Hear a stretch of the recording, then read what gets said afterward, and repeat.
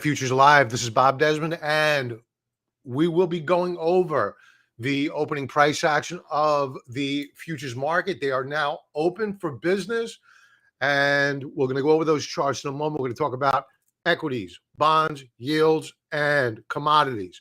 We're going to talk about our opinion on the market for this coming week. We're going to talk about economic data coming out later on this week, and we're going to go over stock chart requests. So get your symbols ready, and I'm grossly unprepared tonight, to be honest with you. So we'll probably spend a little bit more time on chart requests than normal because I don't have much to go over. It's really a slow news weekend for the most part.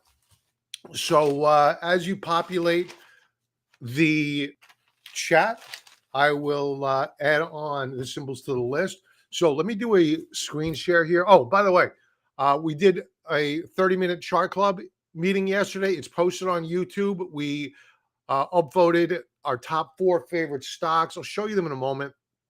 But if you're not currently a part of the 30-minute chart club, link below, join us. Denny, hi Bob. Based on your topic tonight, been hearing of a melt up before the crash from people like David Hunter. I am of that mind. I'll go back to last weekend when I spoke to members on the weekend commentary. We were short going into the week, but even though I was short the market, I said I can make the case for being bullish here, and I'm still of that mind. I said it on Thursday night Stock Charts Live, our last live stream. And each stock that we chose to watch for this trading week on the 30-minute chart club yesterday are all long trades, no short trades. And we closed out our put option trades on the Qs. We booked profits there. And our put option trades on Netflix. So we're out of those short trades. So yes, I agree. But what we will be talking about in a moment is our barometer for as to when we will be going very, very net short this market. And that will be all about the yield curve, not inversion. Everybody likes to say it's the inversion, stupid. Worry about the inversion. No, it's the steepening. It's the steepening. Stick around. We're going to go over it, and I'll show you exactly what I'm talking about. And I thought we saw the beginning of it last week, but it just goes to show you, wait till the end of the week before you make big decisions if you're using a weekly trade or weekly chart to trade off of, to ensure that if you see a breakout on Tuesday, Wednesday, that by Friday, that breakout hasn't failed. And that's exactly what happened to the yield curve steepening on a weekly basis. So I agree with that consensus. Excuse me, with that consensus right now that there's a very strong possibility of a rally in the market.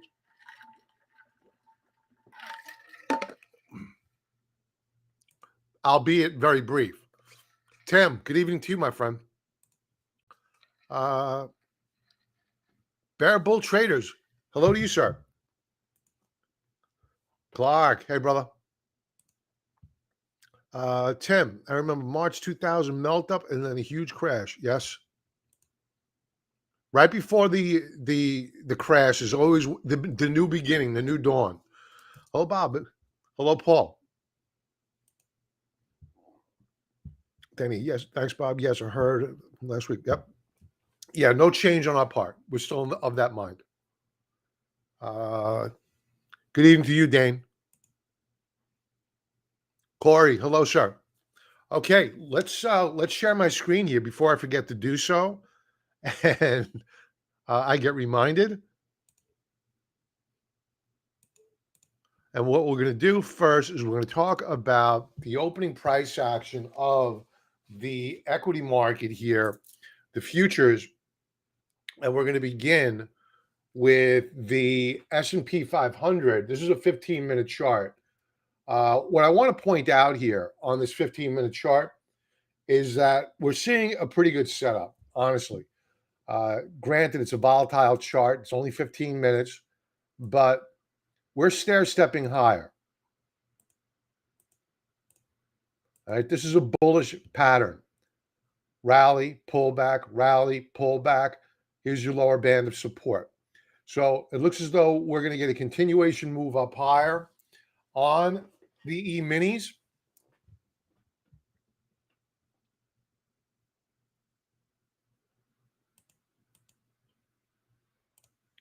Mid-caps. Now the mid-caps, this is odd, where the mid-caps are lagging here. They're down. As a matter of fact, they're down in the session, and they're threatening to break 15-minute support. Let's go back to the S&Ps for a moment. 500. It looks pretty good. We're flat on the session. We were higher.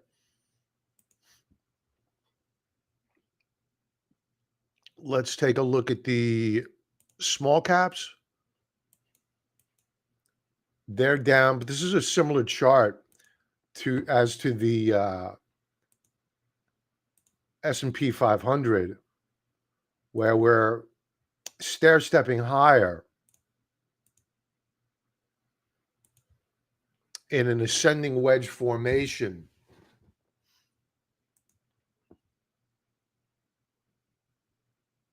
The NASDAQ.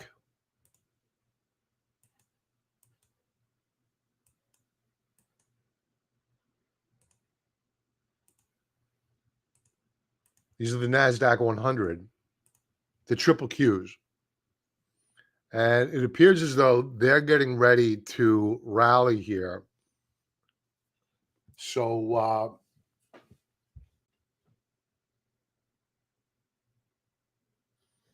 it's a quiet open, but I think that the pattern is setting up for a higher high.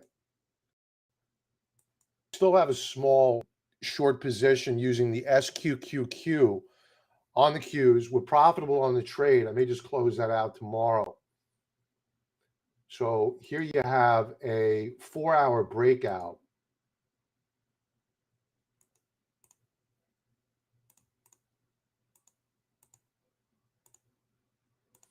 So I think that going into the new trading week, you're probably going to get backing and filling for the next few days. I'll talk to you about that in a moment, about as to why that's happening or that will happen. But I think that we're beginning to form an uptrend channel here on the NASDAQ 100.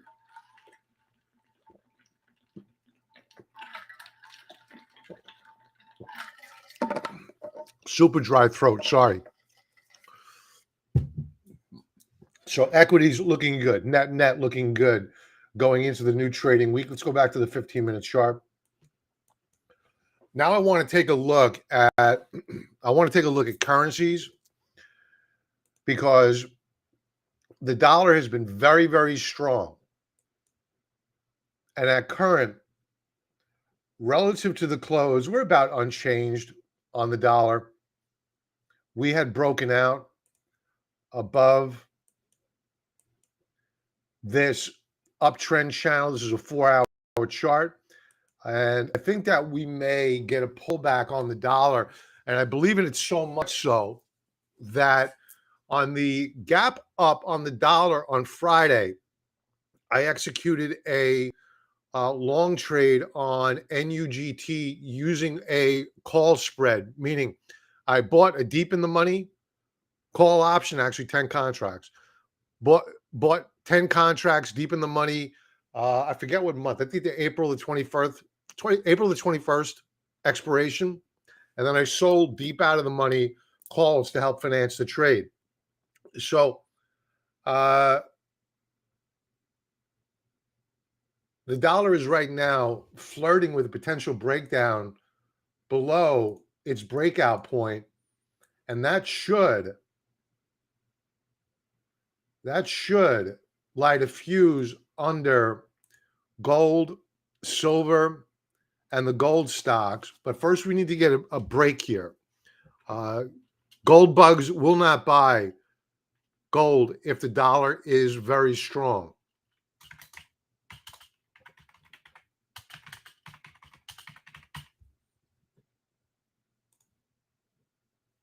Let's check out the yen. The yen was really oversold last week. I'm expecting a rally here, and we're up at current. It got really beaten down. Look at this sell-off here. Really dramatic stuff.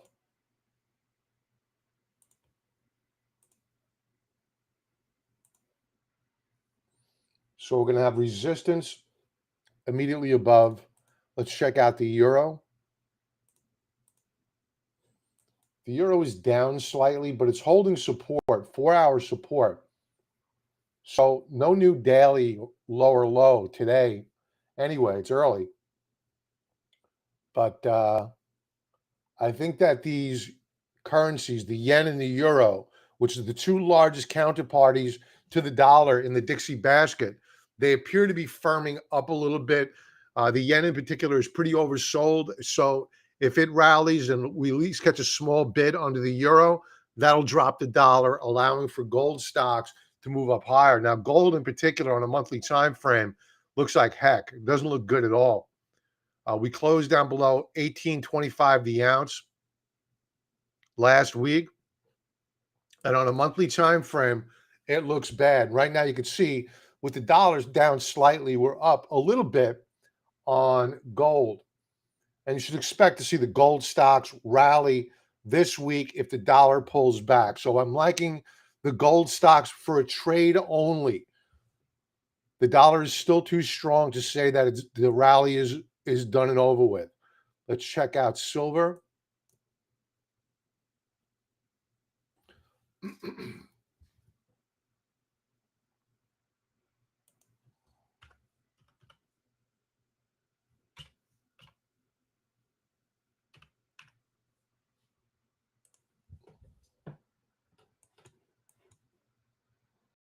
You can see that silver was really beaten up. It's down slightly right now, but fractionally.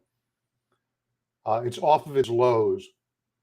It's pretty beaten up, oversold. I think that we're due for a bounce here. So any pullback on the dollar is going to benefit gold and silver. Are there corrections done yet? We don't know. We need to see the dollar break key support levels for us to get comfortable in saying, okay, it's time to begin buying up gold and silver here and the gold stocks. Now is not the time. Now we're just going to adopt a wait and see approach. We'll look to see for an investment whether or not we get a rally in these names, then a pullback and a higher low. And on that higher low, are we seeing a lower high on the US dollar? Then once the dollar breaks to a new lower low and we get that double top and lower low, we go the dollar going from lower left to the upper right of your screen from the opposite side. It's beginning to drop now. So we want to see gold put in a higher low and then break out the higher highs on dollar weakness.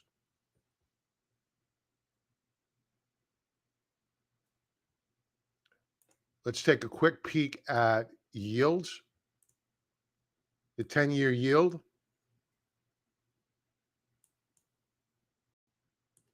It's looking pretty good. This is not going to bode well for equities. This is a 4-hour chart. So let's play it a little bit. Come on.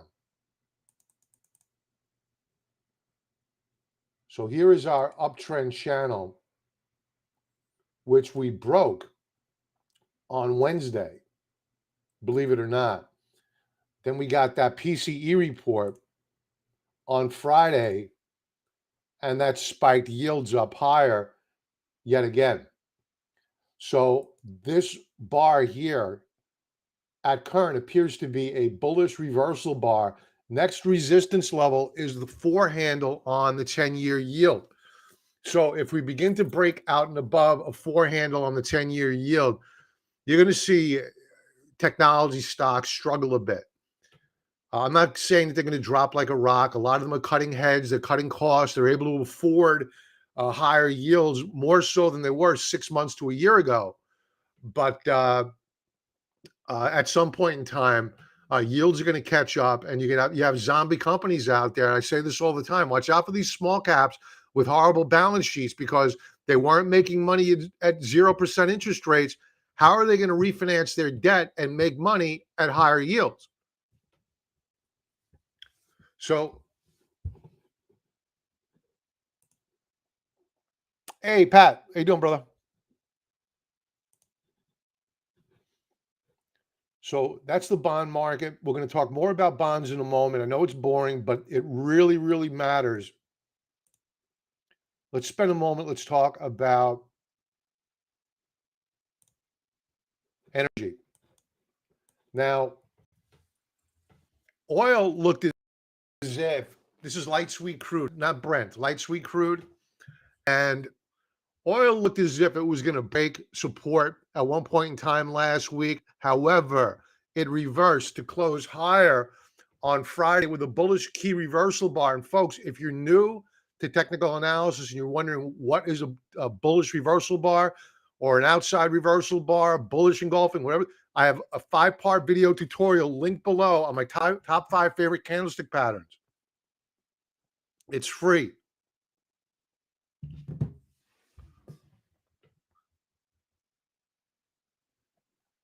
So oil continuing its rally into the new trading week. We do have a bit of resistance up here at just shy of $77 the barrel. Let's check natty gas. Natural gas caught a bid last week. We don't have a higher low here yet.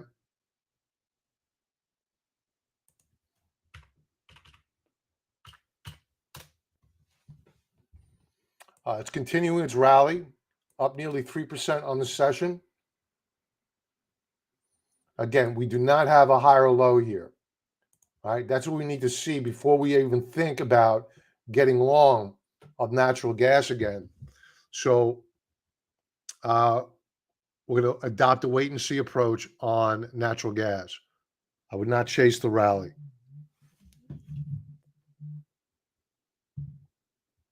Excuse me, folks. I have American Express calling me here.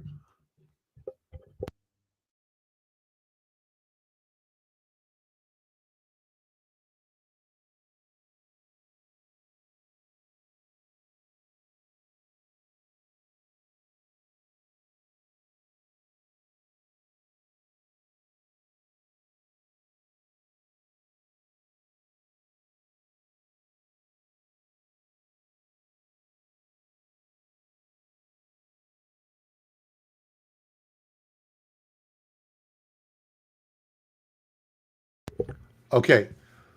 Sorry about that.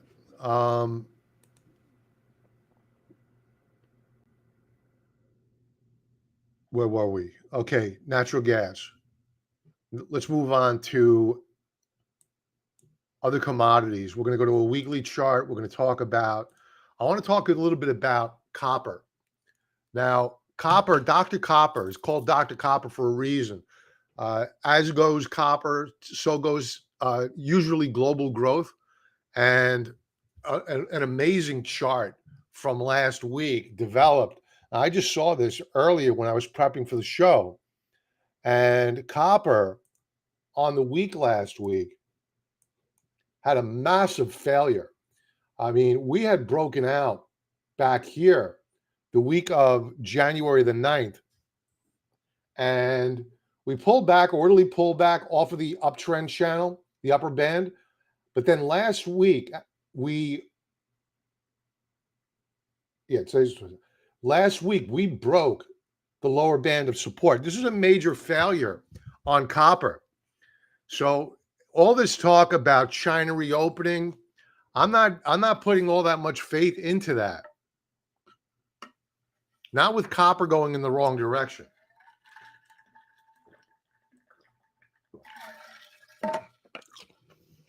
Now, taking a look at agriculture prices,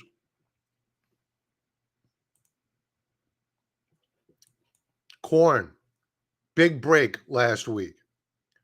We had broken out the week of, actually we failed.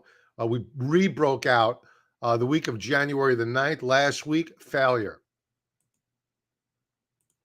Soybeans. we had broken out. December the 26th, the week of last week, bearish key reversal bar. Wheat, we had broken out here. The week of January the 16th, rallied last week, actually the week before. Last week, continuation breakdown on wheat. So agriculture prices are breaking down dramatically here. This is a significant breakdown. Remember that wheat prices went into a major correction back here when they spiked up higher in March, nearly a year ago. And now we've had a counter trend rally, and it looks as though we're going to break to new yearly lower lows very, very soon. Let's check in with cattle because protein's been very, very strong.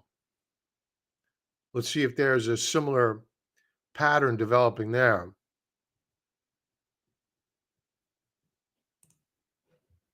No, this is looking really good.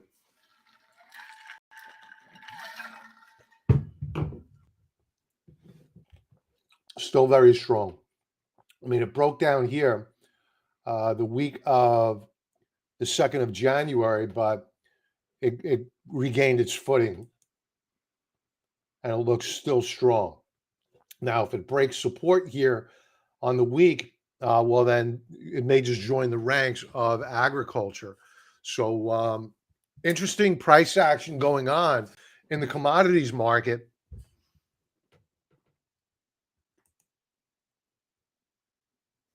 Now, let's check in quickly with the VIX. The VIX it had an up week last week. It is currently up as well by over 1/4 of a percentage point. What is the S&P 500 doing? Oh, so the S&P 500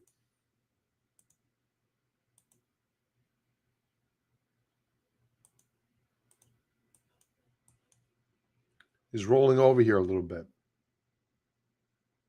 So no follow through on this first 15-minute candle. All right, if we have time, we'll check back in. This is light volume. I don't put too much stock into this right now. The trend is still looking okay. Now, for those folks just joining in, 30-minute chart club, link below. Join us, private live stream. We do it twice per week. We go over our 30 charts, highly liquid charts. You can use options to trade them in and out. If you have a small account and you can't buy a $500 stock, a $150 stock, I'll show you option strategies to play those names, either selling premium or buying premium and trading them. So join up. We have a great time. 30-minute chart club, link below. And I have a replay on YouTube. So go check that out if you're interested. Now, economic data coming out this week. We're going to really take the focus off of earnings, and all eyes are going to go back to economic data. And on Monday, we're going to get durable goods orders. Those are your washing machines, dryers, whatnot, things that last multiple years. And that's an important number. And watch out for advanced retail inventories. One of the big reasons why we had such a strong GDP report Q4 was due to a build in inventories. And those retailers had to cut those inventories, and they're not going to be in a rush to rebuild them. So watch out for this number. What else do we have? Consumer confidence coming out 10 a.m. on Tuesday. ISM manufacturing coming out on Wednesday. Construction spending Wednesday, Thursday. Initial jobs claims. We get that every week. Productivity for Q4 coming out. That's a revision. On Friday, we're going to get ISM. That's the Institute for Supply Management Service Index. Any read below 50 is a sign of contraction. Any read above 50 is a sign of expansion. We have been in contraction for at least a month now. I know that the ISM Manufacturing Index has been in recession for months, probably a year now. So I don't expect much out of these numbers, but remember, good news is bad news. Meaning, if we get strong economic reports coming out, that the stock market doesn't want to hear that. They want to hear bad news so that the Federal Reserve doesn't feel necessary to raise interest rates. It's all about interest rates. Forget earnings, forget about fundamentals when it comes down to the market. Valuations going into the new week, we have the Schiller PE ratio for the S&P 500, 28.84 versus the mean of 27. We're down slightly versus the prior week, but not much. Buffett indicator was overvalued on Sunday of last week, now fairly valued because we dropped ever so slightly, but relative to its historical trend, we haven't revisited historical trend. We didn't even get down to it in 2020. The last time we revisited historical trend was back during the financial crisis. So we have a long way to go to the downside here. But as was mentioned earlier, we could quite easily have a rally in this market.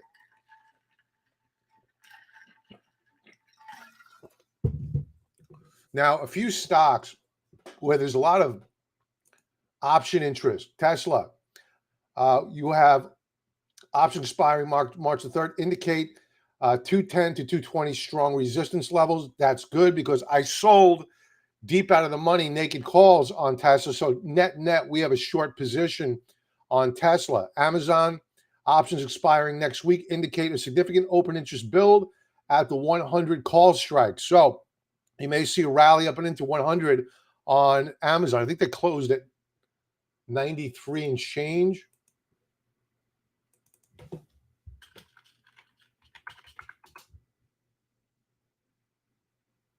$93.50. Let's really quick check out seasonality for Amazon this time of year. We took a look at the 30-minute chart yesterday. We didn't upvote that chart. It's up usually 67% of the time for this coming week and on the month of March, which begins this coming week. It's a very strong month. Up for the past 13 years, 75% of the times for March and April. So this looks like an interesting trade to possibly put on, whether it be selling premium, selling at the money naked puts, or just outright buying the common stocks, selling covered calls at the 100 strike. So that's a way to play Amazon. Also, Meta options expiring on March the 3rd indicate significant open interest build at the 180 strike. Where did they close?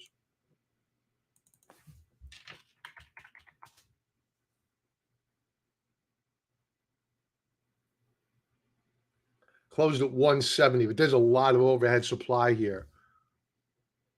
And how do I know that? Price action and the trend line. This is the algorithm, the AI. Here, I'm going to take the trend lines off. I didn't draw these. The AI did. Boom. There you go. 35% discount code below. It's powerful. Let's check out seasonality.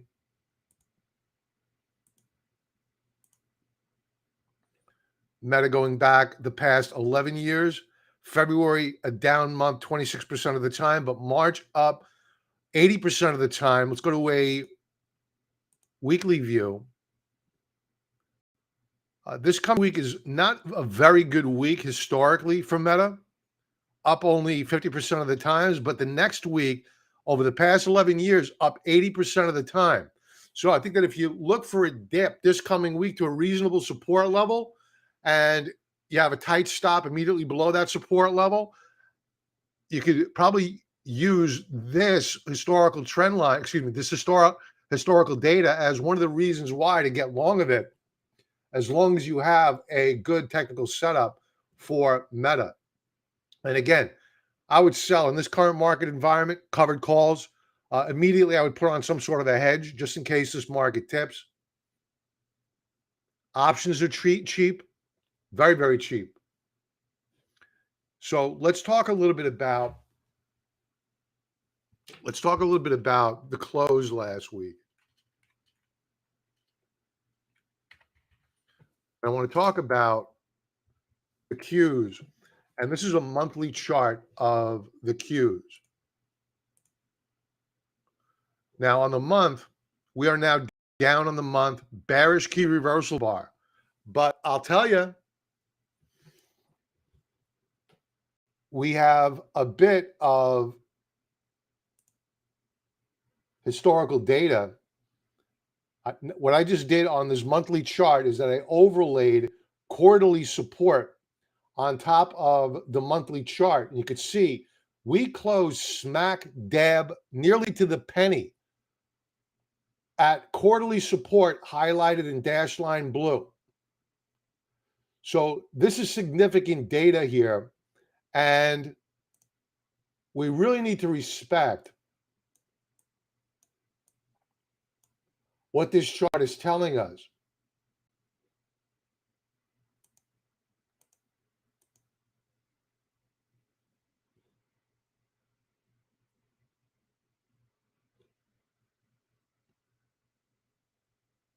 Now, let's get rid of this. That's better. Okay, so going into the new week, one of the reasons why I a bit of a bullish tone of late is that stochastics are quote unquote nearing oversold territory. That doesn't mean that you go in and buy stocks on Monday morning. Doesn't mean that the stock market can't continue lower or can't trade sideways. But once these stochastics, these momentum indicators begin to hook up above 20, you need to be looking at the chart and saying, okay, what's my price action? Am I getting higher lows? If yes, then you need to be looking to get long of the market for a rally. So I think that there's a very good chance within the next several trading days, we're probably going to get a rally, watch for a pullback, and then watch for a follow-through day on equities. Now, what we will be looking for in the coming months and weeks is what I mentioned earlier, and that is the yield curve not inverting. It's already inverted. It has been inverted for over a year now. What we're going to be looking for is a breakout, a move higher on the yield curve, because the S&P 500 overlaid in gray or silver, whatever that is, when you get the steepening and you get the yield curve moving back above the zero mark, that's when equities historically tend to begin to roll over and roll over hard. Why are they rolling over? They're reacting to the event, whatever the event is that's causing the Federal Reserve to cut rates. Pivot does not make the stock market go up higher initially. It takes a while for a pivot to have any effect on the market. Remember back during COVID, the Federal Reserve came out, cut interest rates by 0.5 basis points. Stocks rallied, then dropped. They come out and they cut again. Stocks rallied, then dropped to new lower lows. It ultimately took an act of Congress to come out with spending packages, trillions upon trillions of dollars of spending. And we need to expect that the initial reaction by the equity market to whatever the Federal Reserve puts forth is going to met with, at minute one, enthusiasm. But the next day, they're going to sell off hard. They're going to ignore it, and they're going to sell off hard. So what we're looking for here is the steepening of the yield curve. And once we get that, we will be shorting this market with reckless abandon. Because I'll tell you, this is a gift. The yield curve is a gift, because rarely do you get a glimpse into the abyss. And we are heading into an abyss that is going to be monumental. It's probably going to make the financial crisis look like patty cakes. This is going to be a bad one. So, are you liquid? That's the big question. Are you liquid? Are you aware of what the yield curve means and the history of it?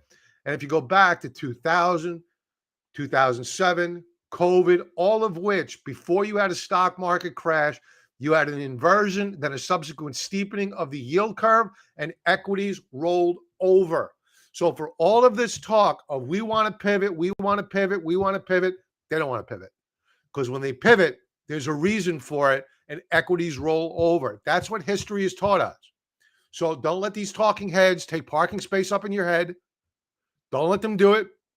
And we'll be watching very, very closely for the inversion, the steepening of the yield curve. And we were watching this chart last week, and we were talking about it on Tuesday night and Wednesday night. Tuesday night on this weekly chart, you could see we closed at new lower lows on the week, on the year, I should say.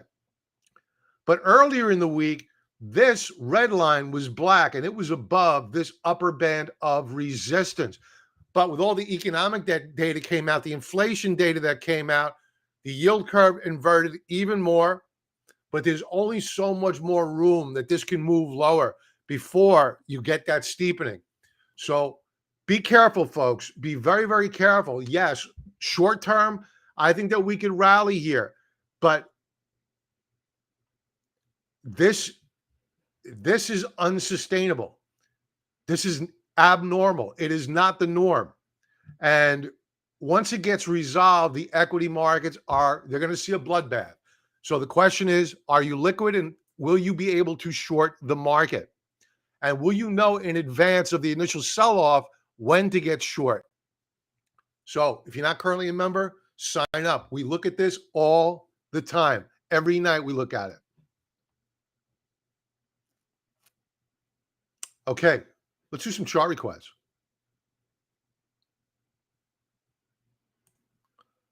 Pat, collect all my call times to resell. XOP stock looks great. That is energy,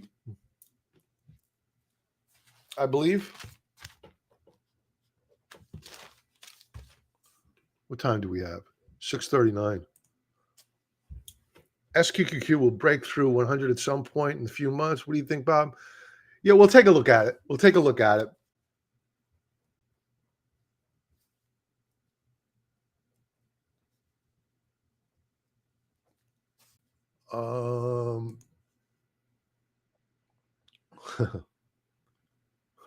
What's up? New Vision. What time? The future reset on Yahoo. I don't know what that means. What time the future reset on Yahoo? Okay. Jeff, all the oil sector stocks recaptured last week. Yeah. That's because oil caught a bid on Friday. Tim, Trin. We were talking a little bit earlier about Dane.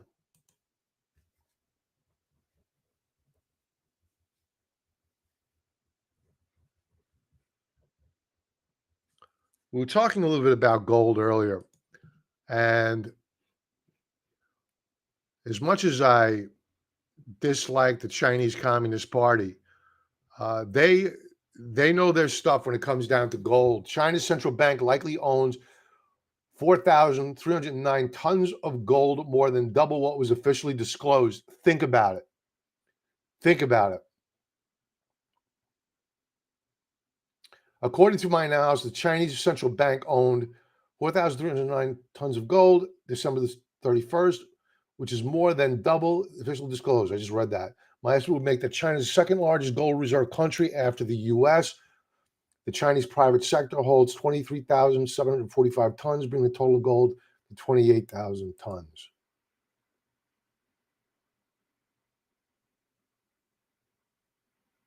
And look at Russia up there as well.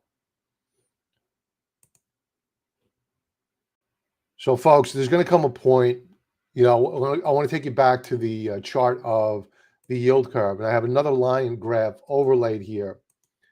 And once you get the inversion and the steepening of the yield curve, take note. Let's go back to the monthly chart for more data. Take note of Gold, overlaid here in gold. What it does, initially, it corrects with the equity market, but not as bad. And then it recovers far more quickly and rallies far more significantly than the S&P 500 post the steepening of the yield curve. And that history has shown us over and over again. So while right now I'm only short-term bullish on gold for bounce, gold stocks for a bounce, bullish on the dollar, I think that that is a short-term phenomenon, and we're going to be looking to aggressively build on these positions in the coming weeks. So understand that the steepening again of the yield curve, gold bullish on the steepening over a course of time, not initially. And equities take it on the chin. So beware of the pivot by the Federal Reserve.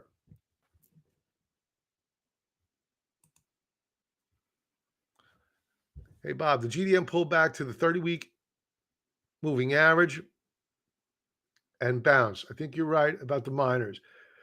Yeah, I would probably be a little bit more optimistic about them, Jeff, if gold, I mean, gold is just butt ugly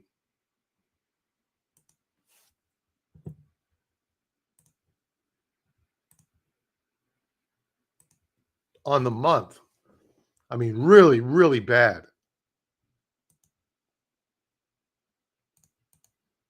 Take a look at this price action. This is an outside reversal bar, aka a bearish engulfing. For those new, 5-part video tutorial, my top 5 favorite candlestick patterns, free, link below. And I'll explain what this candlestick means. It's very, very bearish. Very, very bearish. The most bearish candlestick formation you could possibly have. So not loving it, yeah. We bounced off the 20-period moving average, but it's not setting up well. We need a really strong rally going into Wednesday, which is going to be March the 1st. So Monday, Tuesday, we had a very, very strong rally on gold to try to mitigate this damage that was done in February. And take note of what we're doing here on stochastics. Stochastics have been in a downtrend, and we're nearing the upper band of resistance. We hit resistance on RSI and backed off. I would love to say, hey, what we may be doing here is putting in a higher low on RSI, but we won't know that until we hook up. So a lot of technical damage here. If you want to do a deeper dive and take a look at gold on a weekly basis,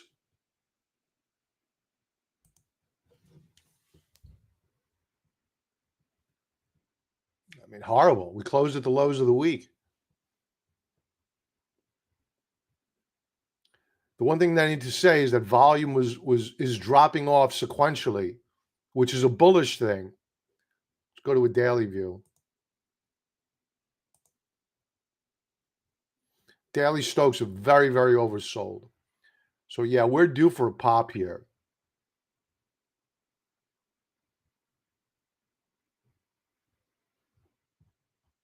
Let's check. I don't think I could bring up an intraday view of spot. Let's try it. 30-minute. Yeah, they won't let me. Let's use GLD.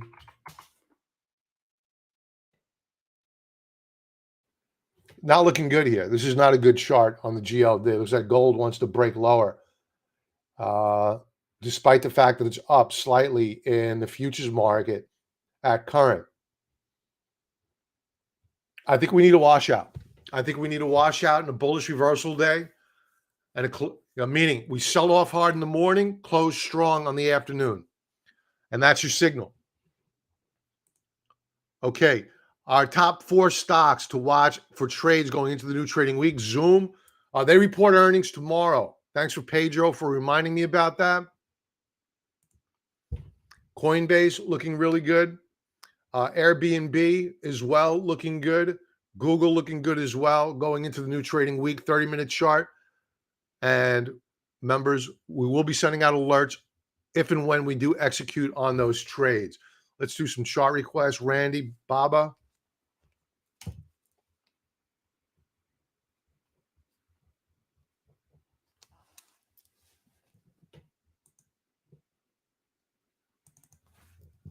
All right, XOP up first. Now, these are the explorers, energy explorers. Let's begin with a weekly chart. Now, these were threatening a major breakdown. In fact, they did break down. They were in an uptrend channel. Again, here are the automated trend lines. Take them off, put them on. There was your uptrend channel. That has failed. We have retraced back down to a lower band of rising support. Bullish reversal bar on the week last week. We were lower, closed higher. Exactly what you want to see at a low. And Stokes are beginning to flatten out. This is a momentum indicator. We want them to begin to hook up now and to break out to new higher highs. So I'm liking energy here, especially with oil up. Oil's got to be moving up for energy, especially the explorers, to move up higher. Now, great recovery. We had a big sell-off earlier in the week last week, but we recovered strong, closing positive on the week. I think this is a buy. I think it's going up higher.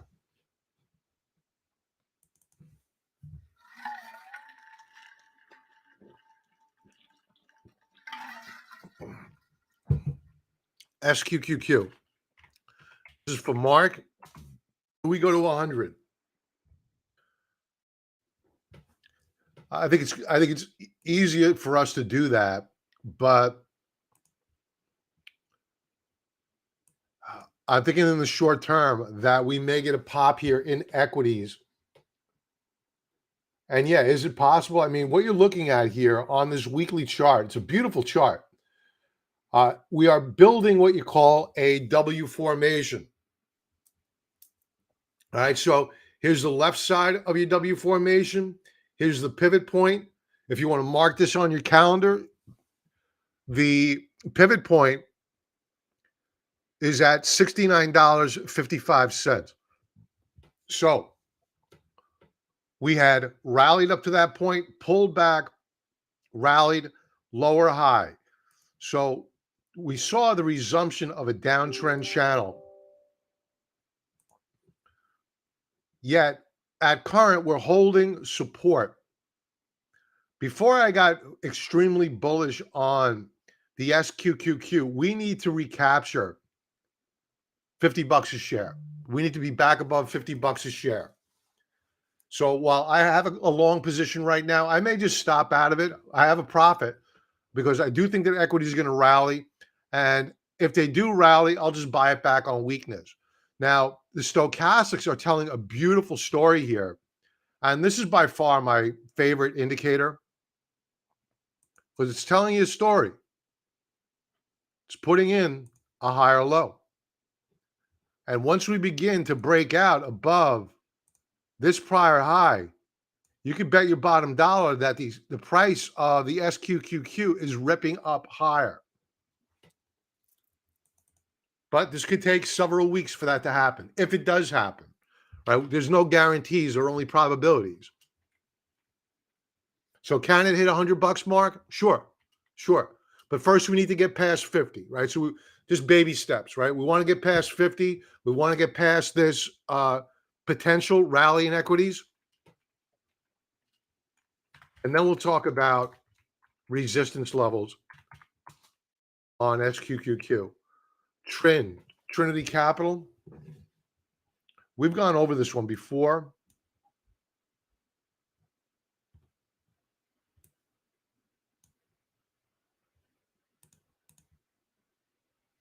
You got a lot of resistance above. This purple line here, if you're wondering what that is, that marks where you have a lot of resistance by volume. You see this volume bar here? And that's telling you have a lot of sellers above at, let's call it 1459, in that ballpark, give or take a dime. Stokes are hooking up. I think you need to pull back in a higher low. Yeah. I would not be a buyer here. They tried to break it out last week. In fact, what happened last week was a breakdown. They broke it out the week before last. Last week was a breakdown and a rejection at resistance at 12, let's call it 14 bucks. 14 bucks. Daily view. Not bad. It doesn't appear to be a very high beta stock. So it was down on Friday, but it held up fairly well relative to the rest of the market. So I think that to get a new trade here, I need one of two things. One, a breakout. Two, a pullback and a retest of support. 1339 would be a very attractive support level to open up a new trade at. Shopify.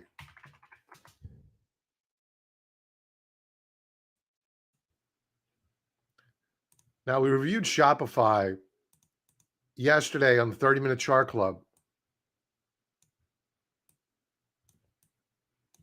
And we did not upvote. It doesn't mean there's no trade there. Now, this is a weekly chart. And again, this is where the automated trend lines come in. Click of a button. And you can see that where we bounced last week was right off of support at $40 per share.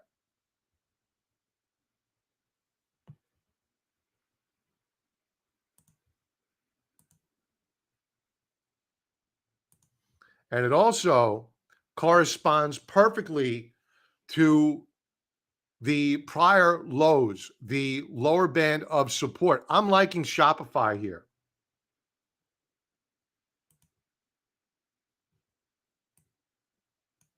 They've already reported.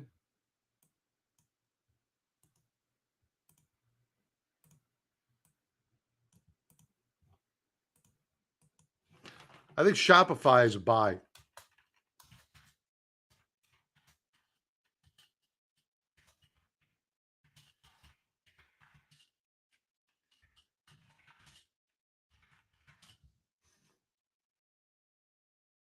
You may want to consider, if you're looking to get involved with it, sell some puts, naked puts. Say right at the 40 strike. If you want the shares, you really got to want the shares to sell at the money puts. So I'm not sure what they're generating in terms of premium. Let's check it out. S&P's positive again, just off session highs now.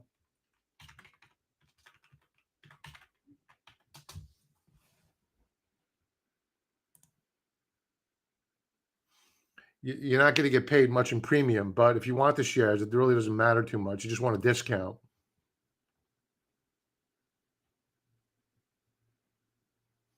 You can get paid about 80 cents per contract. Not bad.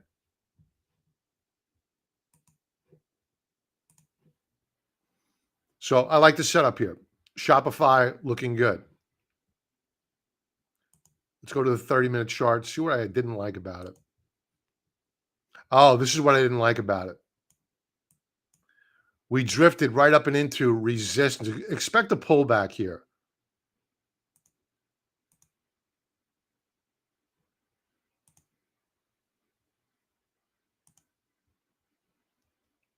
A retrace down to $40.50 would be a nice little entry point and a great point to sell premium. You get paid more premium if you get that pullback.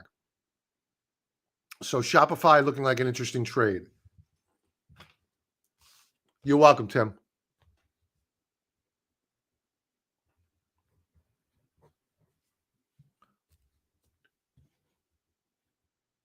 Hi, Bob. Hey, Tom.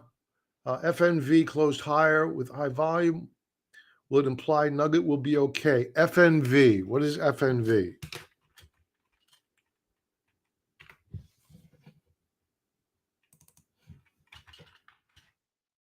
Oh, Franco-Nevada. Mining company.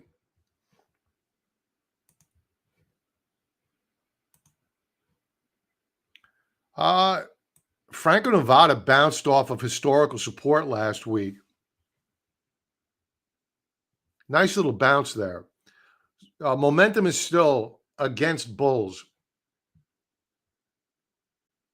but that doesn't mean you can't have a quick counter trend rally on FNV. So yeah, it's probably a pretty tight correlation. Let's figure it out. Um,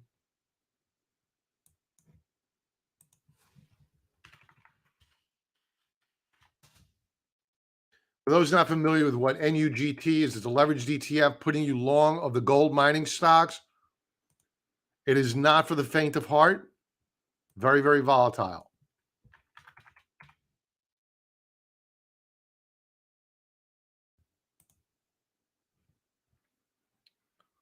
Correlation. There's not much of a correlation. What's I'm only on a 30-minute chart. Let's go to a weekly chart. That's better off. Yeah, there's a very tight correlation here on this. So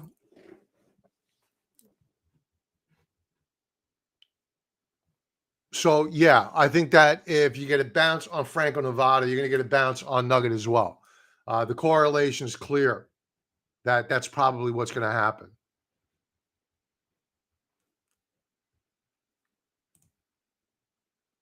Dana, I didn't forget you, brother. I didn't forget you. I jumped the line. I was just curious about Tom's pick here. Tim, PXD had a huge pullback on Friday, like you said. He nailed it. PXD. PXD.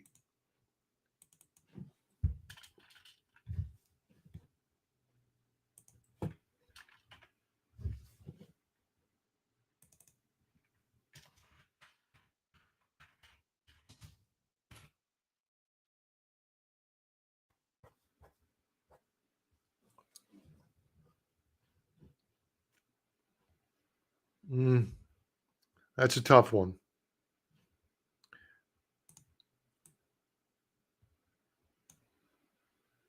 You do have some support right at this volume shelf at 188 per share.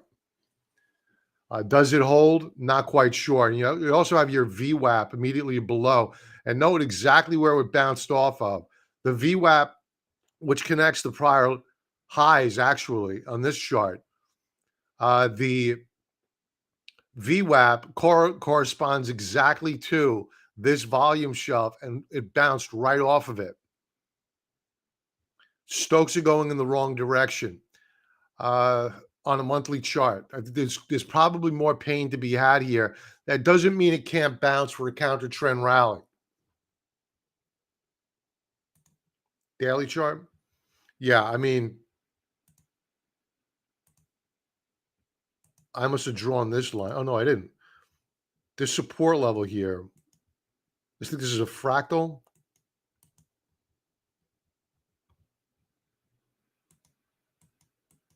We bounced off of support on Friday. We had a really horrible sell-off. I think we're going to do another retest down here. Let's go to a 30-minute chart.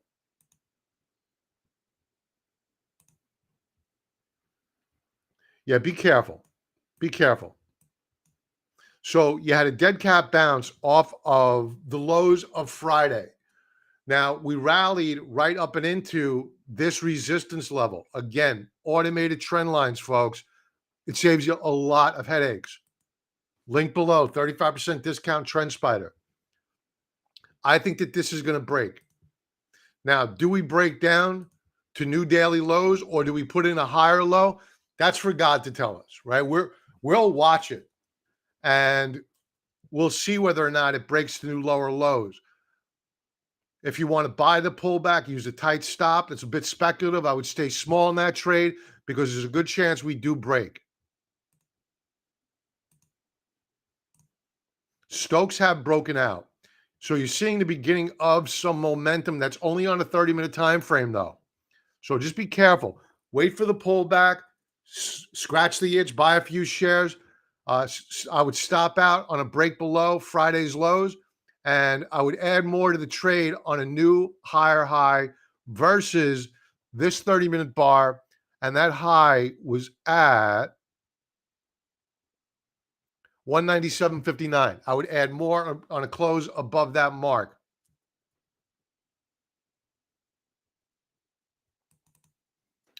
Okay. For Dane, OKTA.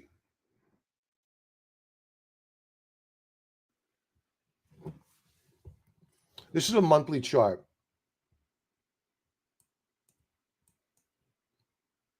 Now, this is kind of what we're looking at on a monthly time frame, what we just looked at on a 30-minute time frame for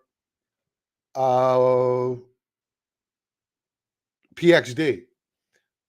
What we have here is a monthly dead cat bounce. What we need is a pullback because we hit resistance at $77 per share and we got rejected. We need a pullback, ideally down to around $65 a share. Weekly view.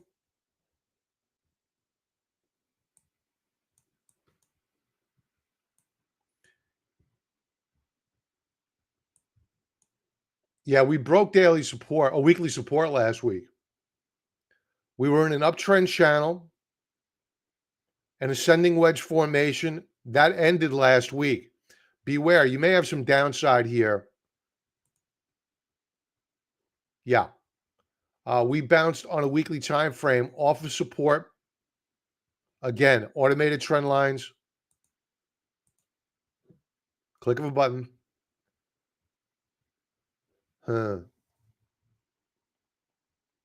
I think this could rally, but I'm not loving the monthly setup here. I think that you need a pullback to 65 if you're going to treat this as an investment. If you're treating it as a trade, there are better trades out there. I don't like this breakdown on a weekly time frame. I just don't like it. Because this upper band of resistance is going to act as a ceiling on the shares until such time as we break out above it. So I'm not loving this setup.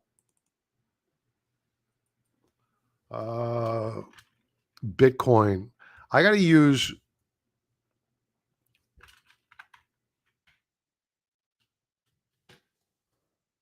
Bitcoin, Euro, US dollar.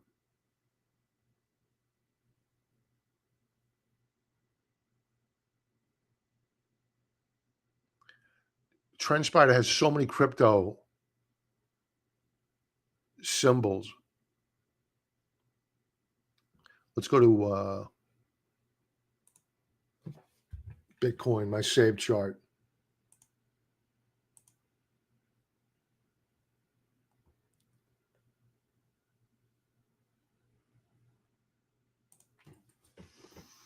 So Bitcoin is closing out the month kind of neutral. It's an up month. We did give back some real estate that we took. We appear poised to close 23,604 last tick. We're down below the 50-period moving average in blue.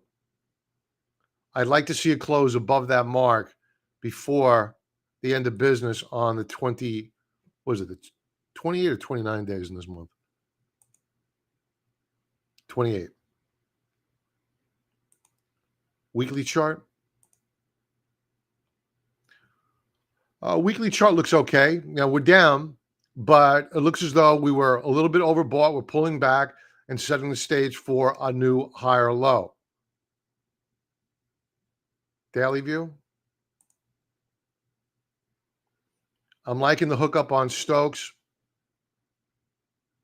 Looks like it wants to move up higher. Got overbought, it pulled back, no big deal. So I'm liking Bitcoin here. I dollar cost average in every Monday. So not much though, but it's looking good. Hey, Bob, thank you for TRK picker in 100K for 24 cents. You're very welcome, Tom. Hey, folks, thanks for joining in. Please like, subscribe, TrendSpider, link below, 35% discount code. I give it away free to our silver and gold level members. Thank you for being here. And everybody have a profitable trading week and a great evening. I will talk to you throughout the week. And members, I will talk to you tomorrow. Be well.